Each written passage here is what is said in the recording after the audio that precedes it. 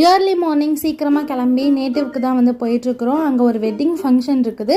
So அம்மா அப்பா எல்லாருமே முந்தின நாளே கிளம்பிட்டாங்க. நாங்கள் வந்து நெக்ஸ்ட் டே வந்து மேரேஜ் டே அன்னைக்கு போயிட்டு போகிற வழியில் பஸ்ட்டுதுன்னு சொல்லி சாப்பிட்டுட்டு ஆஃப்டர் ஒரு 4 ஹவர்ஸ்க்கு அப்புறம் நேட்டிவ் வந்து ரீச் பண்ணியாச்சு. அங்கே வந்து ஃபங்க்ஷன்லேயும் பாப்பா எல்லாத்தையுமே வந்து ஃபோட்டோஸ் வீடியோஸ்லாம் எடுத்துகிட்டு இருந்தோம்.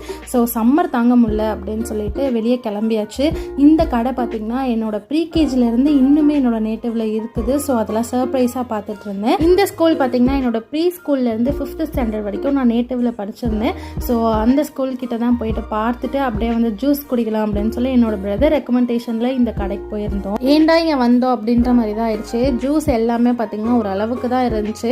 பாதாம் பால்னால் அது பாதாம் பால்னே சொல்ல முடியாது. ஸோ நைட் போல் பெரியப்பா வீட்டு ஃபேமிலி எல்லாருமே பிளான் பண்ணிட்டு மூவிக்கு தான் போகலாம் அப்படின்னு சொல்லிட்டு ரத்னம் அப்படின்ற மூவிக்கு தான் போயிருந்தோம். ரொம்பவே நல்லா இருந்துச்சு. ஸோ இது எல்லாத்தையுமே லாங் வீடியோவில் டீட்டெயில்டாக வந்து ஷேர் பண்ணியிருக்கேன்.